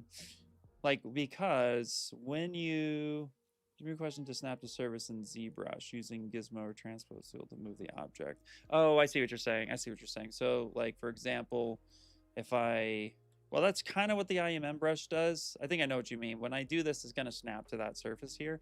I have not used it in a long time. Let me see if I remember how to use it. But there is the contact point to this. And that's to move one object and snap it to a surface, if I remember right. Let me see. Let me see if I remember how to use it. It's been a couple days. Here, let's hit save real quick. So let's just go file save, and let me see. So let's say, for the sake of arguments, that I'm just going to bring in a random object like a cube. We're going to move this here, and let's say I want this to snap to his head. So I think what I want to do, if I remember, we're just going to try it. We'll see what happens. We'll figure it out. So here, contact. If I click this guy, so if I were to do this point here,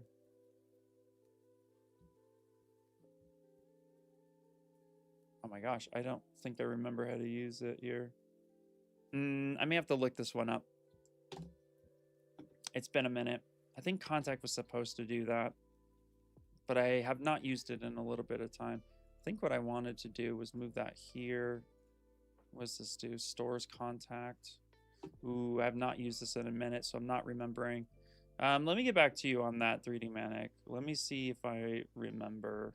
Let me see if I could just find. I think we did a video on it, and I'm just blanking on it. So here, let me see if I can find it real quick, and then I can send it to you. ZBrush 2023 contact. Let me see real quick.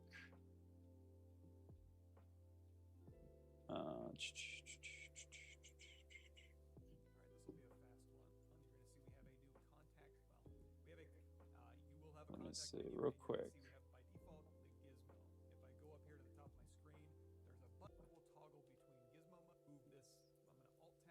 Oh, that's why.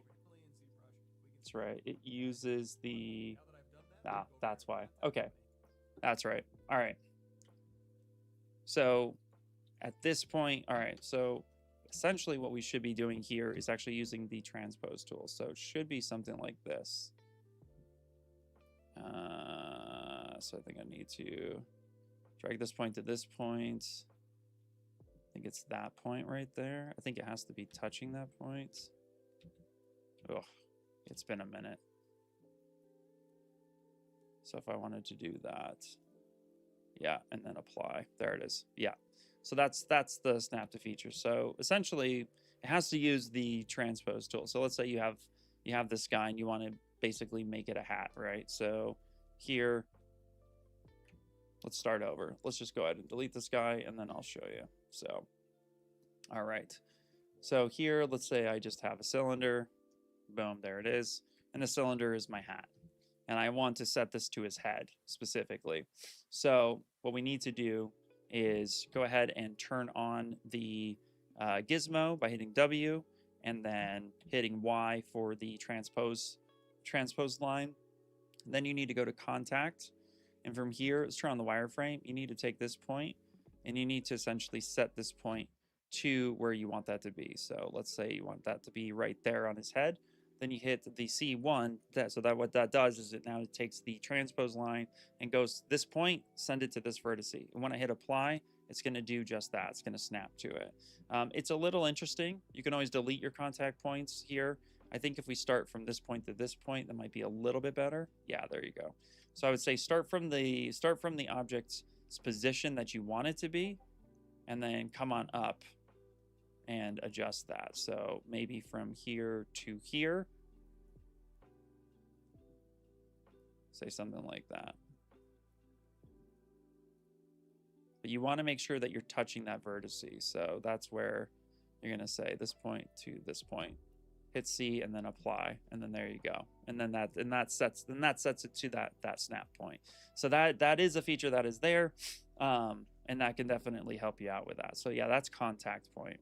So yeah, and then you can have multiple points. So you could say like, oh, okay, well this corner, so I just put that back up. So maybe this corner to here, C2, and then you can apply to that, and you can go back and forth between it, and just delete the ones that you don't need. So yeah, it's been a while since I used that, but there you go. Also too, just for a little fun fact, if you are curious about it, if we come up here, let's just delete that for a second. Go to the subtool, and then we do have an align feature. So if I were to hit align, it would align all my other objects to that subtool. So let's say, for example, I need to create a floor, okay? So I'm just gonna go ahead and delete this guy. We don't need it anymore. But let's go ahead and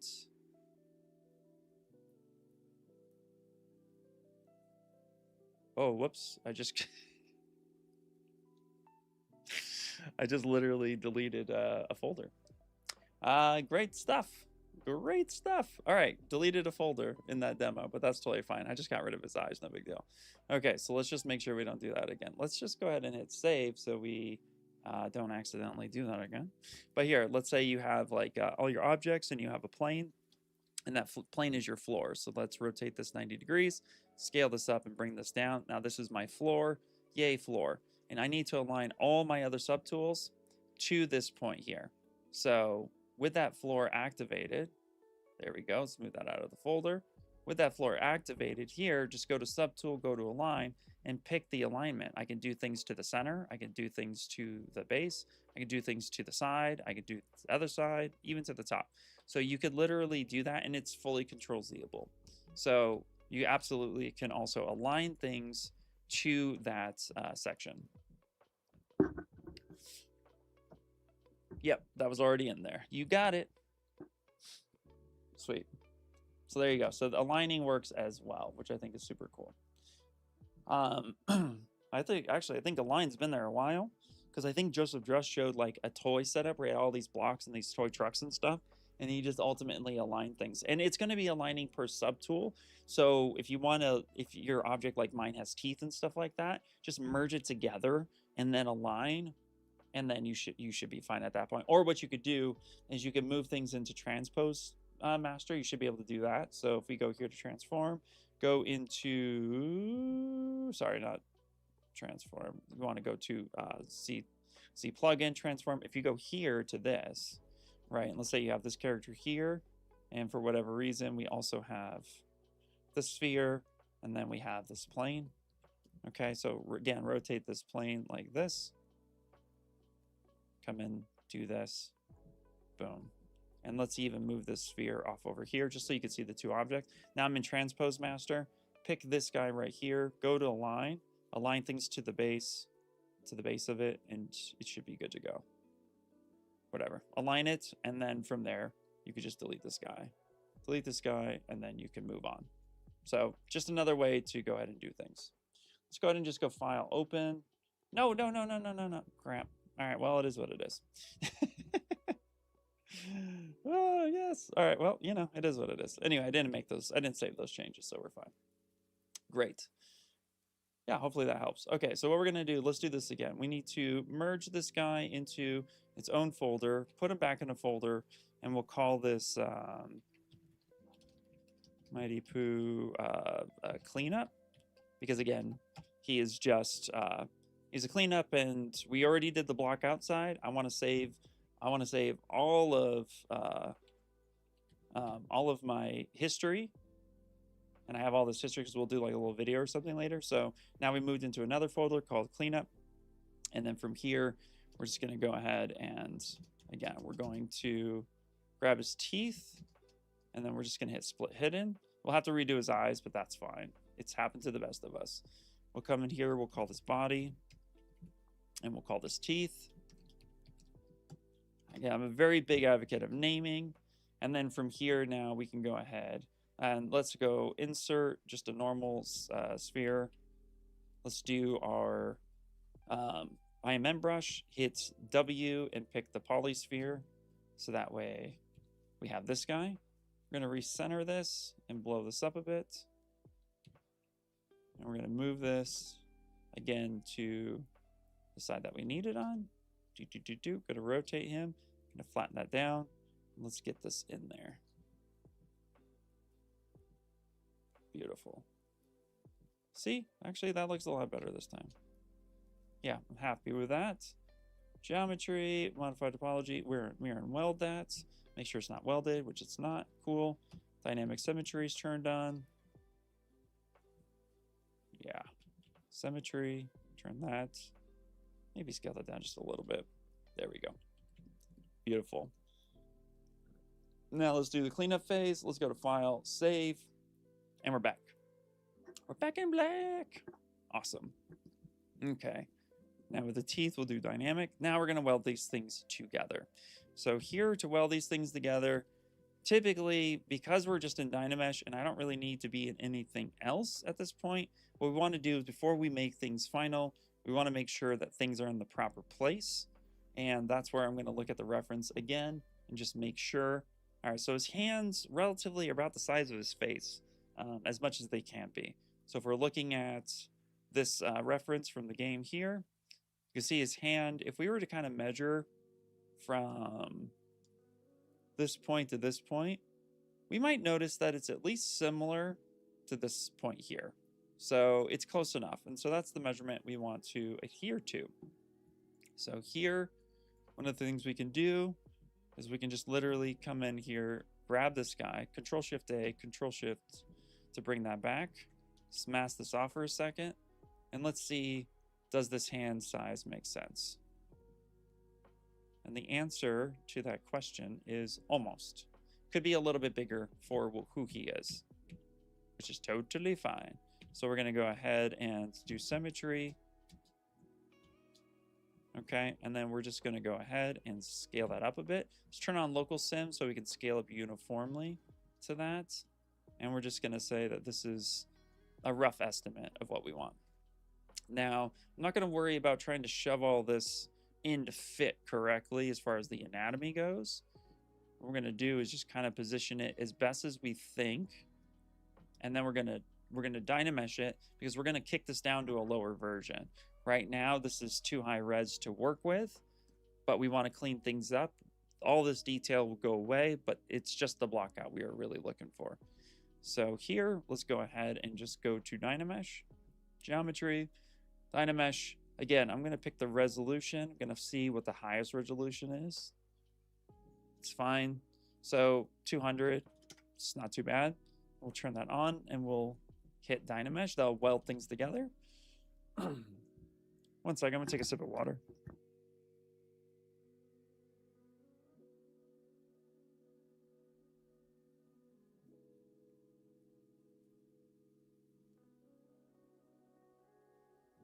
Okay, perfect. So we got our Dynamesh here. Just go ahead and make it 1. And now what we can do is literally some of my favorite brushes actually come from some of my favorite artists. And one of my great friends and mentors, he helped me a long time ago, Shane Olson, his 3D Character Workshop brush. I'm going to go ahead and just pull his fill brush in because that's going to go through and start filling things in. It's going to just clean up the gaps a little bit. We will fix the anatomy issues, but as of right now, we just need to get this kind of cleaned up a bit. And just smooth things out just a teeny bit. This helps get rid of all the imperfections, anything that you might want, because he's a stylized character, right? We can kind of come through and just kind of add a little bit of touch here and there. This also gets rid of some of this stuff here. If I start doing this, you see here, it's just gonna, it's not getting rid of my forms, but it is getting rid of all that surface detail and just kind of cleaning things up a little bit. There we go. Now I can come back in with my clay buildup brush. I can actually pick alpha 18, and then I can go back to my stroke, and I can reset this to 0.01 on, or 0.1 on the lazy mouse, which will make it act a lot more like the default version of that brush.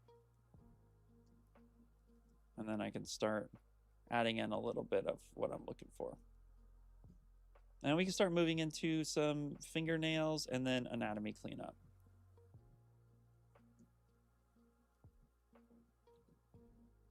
There we go. And what's crazy about revisiting an old project personally is just the simple fact that, like, I can already see the things that I'm doing differently versus the stuff I did even back then. And just my more my level of knowledge has changed greatly. So, you know, I'm looking at things a lot differently than I used to was. So it's cool. I think revisiting old projects can kind of help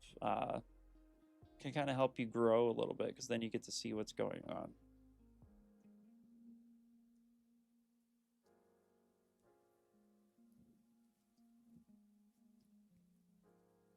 There we go. Let's see, I gave him a little tiny bicep here. Right? There's a little wrist bone. He has hands.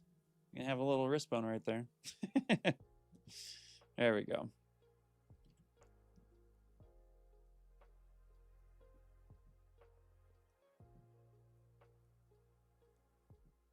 Hey, what's up, Wild Noodlers? How you doing? Good to see you. Good to see you. Okay. Awesome.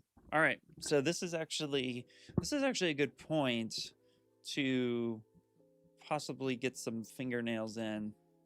So let's go ahead and hit save. Boom. Beautiful. Is that Slimer? No, it's not Slimer. Actually, this is an old project that I did a long time ago that I'm redoing it. So if you've ever played this game, Conker's Bad Fur Day, it's for the N64 and for the Xbox when they did a reloaded version.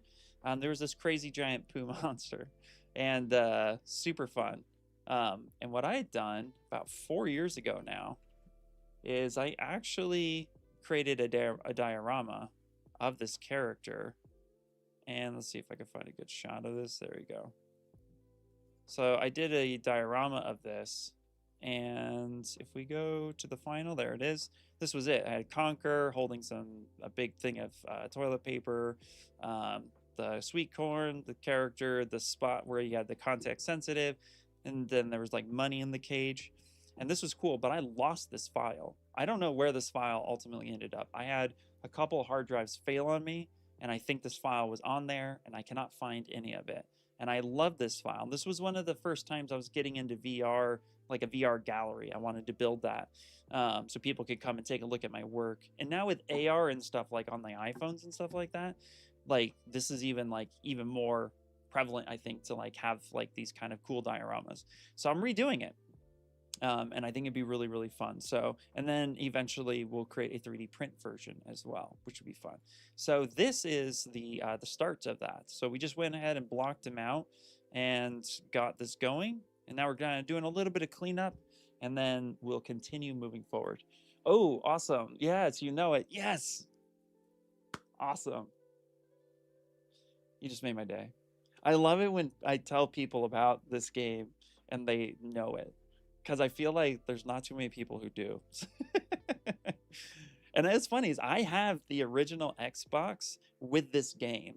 I got to see if I can get it up on the TV, and then I can play it again. I need to play it again. This is also one of those games too, by the way, that like I feel like it's one of those older games, older video games. Like you go back to the 90s and early 2000s, a lot of times those games did not tell you where to go. They didn't guide you necessarily. You had to like read everything, figure it out, and remember. And Conker was one of those games, and I freaking loved it. So yeah. Yes, I used to play. Oh, heck yeah. Heck yeah. Did we just become best friends? I think we did. I think we did. All right, so let's get some fingernails on this guy. So with the fingernails, I'm going to use the Retopology brush, okay? And we have some topology and stuff up here that we might be able to use for this, which would be pretty cool. Or what we can do is we literally can just like make our own fingernails. So we'll just add a point, say yes, make new, and then we're just going to go ahead and we're going to add our points. Actually, what we're going to do is we're going to start with a single square, hold Alt and drag this out, say something like that, click that, okay? And then we're going to go ahead and we're going to do this. We're going to drag this out this way. I'm going to lower the brush size just a teeny bit. I don't want to do that. We're just going to do this.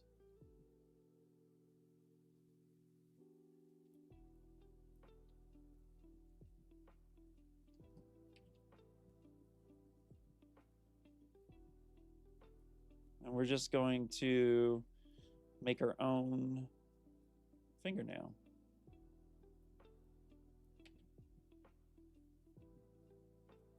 There we go.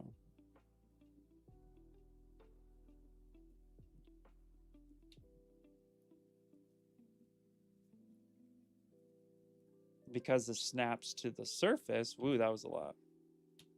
Because this snaps right to the middle of where we want things to be. There we go, say something like that. Just get some pretty decent topology out the gate, and that's going to snap how we want that. There we go. And then I'm just going to Control-Shift-D, duplicate that.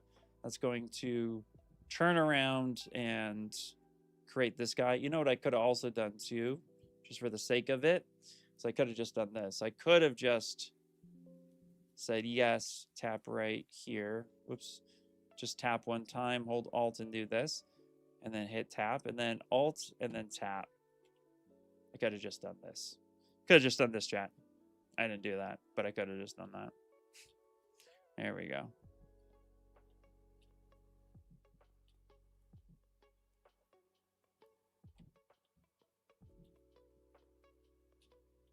Okay.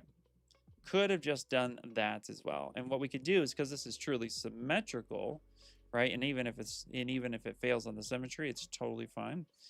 We could just turn around and do this again. So come in here, again, I keep pressing dot tap, so I'm gonna dot tap here, Alt, drag this out, click this, drag this out, click this. It just makes life so much easier now.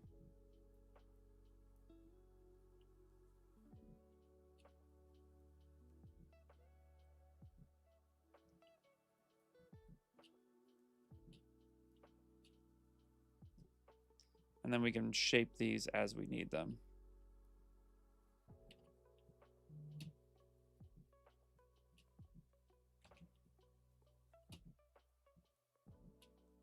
There we go. And one more.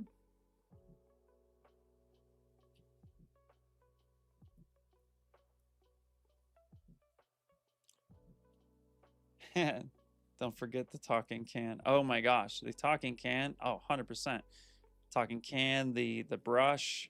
Oh, there's so much for this game. 100%. Yeah. Okay. Yeah, I freaking love this game. Okay, so now we have this. We're going to Control Shift D, duplicate.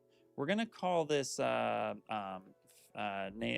fingernail nails build. All right, because we will be doing like a little video or something how we made this stuff, and then we'll hit here retopo. What I'm going to do is I'm just going to go ahead, hide the other side. So turn off symmetry, just hide the other side, and then because it didn't fully do symmetry this time, that's totally fine. It's not a big deal, because then again we just have the delete hidden, right? And then all we're going to do is just give this some thickness. So here we'll turn off transparency. All right, we'll hit solo for a second, come through here, and then let's just go ahead, use ZModeler now. And let's make sure that we do polygroup all with QMesh. There we go. Say something like that. And we're just gonna go ahead and give our nails some thickness, and then we can shape that as we need to. Okay, for some reason, this guy over here is freaking out. Why are you freaking out? What are you doing, mirror? What's happening? Oh, is this guy not, did I not have this guy truly symmetrical? Is that possible? It's very possible. I messed up my symmetry. See, that's me. That's a me issue. Boom, done. There we go. Okay, so my guy just wasn't fully symmetrical, which means I cleaned up one side and then I didn't make him symmetry. Happens. All right, there we go. And now we learned our lesson. Oh, there's so much of that game. Honestly, the favorite part of the game was the Matrix reference and the Aliens reference, and then the Saving Private Ryan reference. Those are my top three. Like yes, this game rocks. Good times. Anyway, that's what we're doing. We're recreating.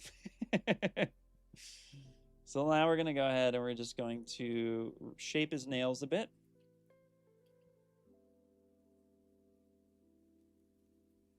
There we go.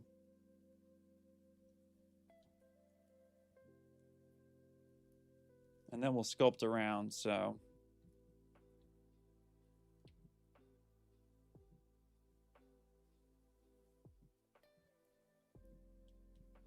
I didn't have symmetry turned on, so shame on me.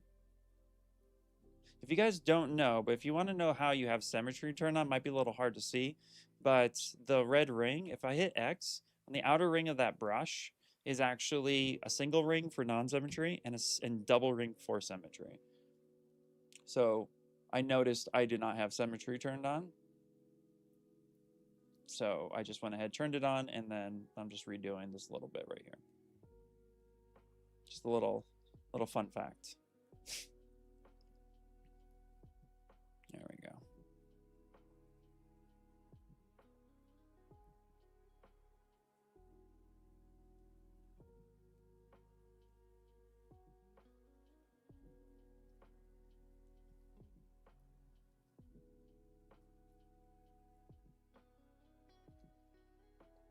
Boom, boom, boom.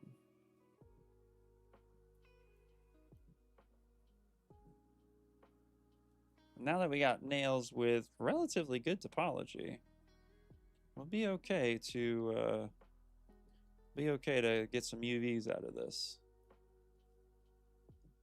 Although, to be honest, for the final project, I'll probably retopo him with his nails attached to him and then just bake the details of his nails onto the skin itself. That's most likely what I'll do, but we'll find out. We'll see. I'll try to keep it as low as possible. So there we go. We got some nails in that, but it's thinning too much. It's like rounding off just a little too much, or it's not thick enough. You know what it is? It's not thick enough. So we'll go on the bottom side of this, go to ZModeler, make sure QMesh polygroup all is on, and then we'll just extend this, and then I'm going to press and hold Shift instead. Just give me a little bit of thickness, and then we'll finish that off with a bit more thickness. We'll just tap Alt to get a different polygroup. Yeah, that's better. There we go. That's better. Now we got some proper thickness. And then now let's go ahead and let's figure out here. Let's just go ahead and start. Let's get some of the cuticles and whatnot on there. All right, and now, actually what we're gonna do, I'm gonna do something a little bit different here. What I'm gonna do is, first off, I'm going to, let's just use polygroups, auto groups, and then we're just gonna mirror and weld so each side has the proper polygroups. Control tap here, mask off everything else as we discussed earlier. And then I'm just gonna kind of bend these back a little bit, just a tiny bit.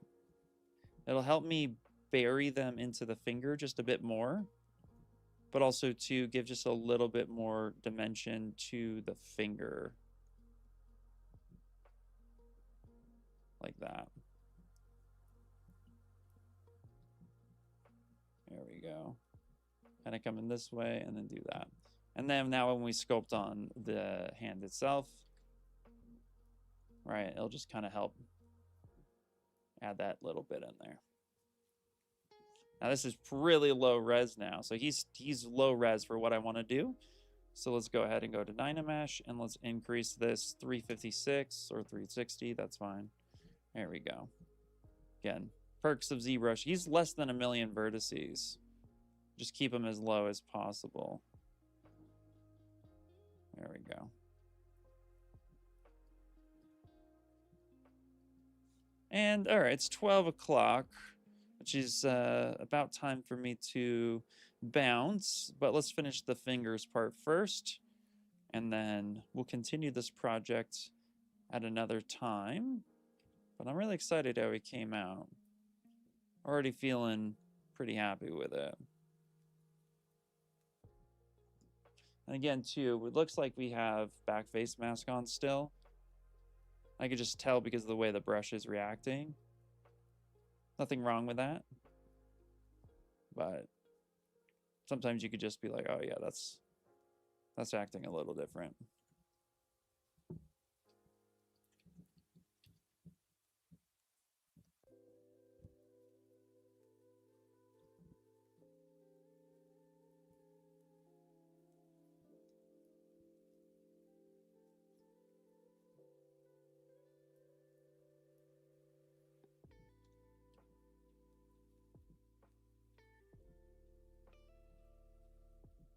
Okay.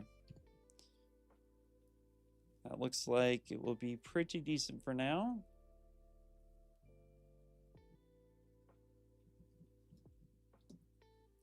Awesome. All right, yeah. And let me just real quick make sure that I have at least the knuckles showing. I do want the knuckles showing a bit. There we go. Yeah, yeah, he's already looking pretty cool. I'm digging it. All right. That's going to go ahead and call it for the day, I think. But let's take a quick look at where we came from or how he's looking right now. So this is the overall vibe of him. Yep, looking pretty nice.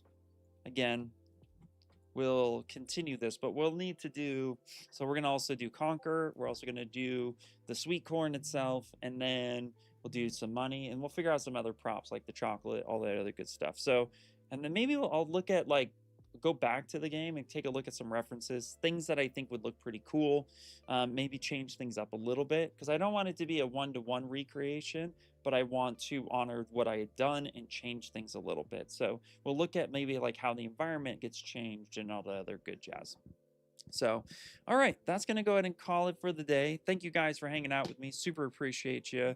And it's always fun to come in here and do some really cool streams. That's it. Have fun. I will talk to you guys later. And as always, keep sculpting. Happy sculpting. All right, talk to you guys all later. Bye, bye, bye, bye, bye.